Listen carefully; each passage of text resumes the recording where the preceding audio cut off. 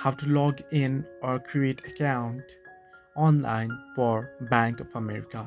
Hello everybody, welcome back to my channel. This is me Bipin Bisnet, and today I'll guide you on how you can log in on or create account for Bank of America.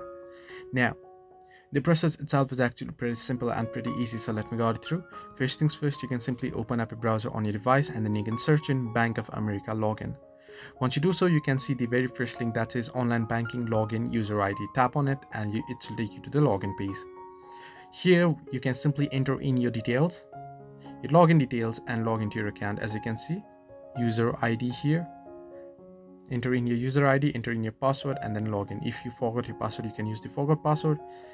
And if you have any problem logging in, you can see problem login in. However, if you wish to sign up, if you are not using online banking, then you can simply tap on Enroll Now and then go ahead and head over for online banking sign up.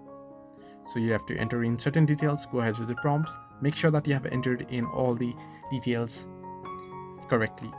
So this is how you can log in or create account for Bank of America. Hope this helped you. Do like and subscribe, and do not forget to leave a comment down below if you have any further issues.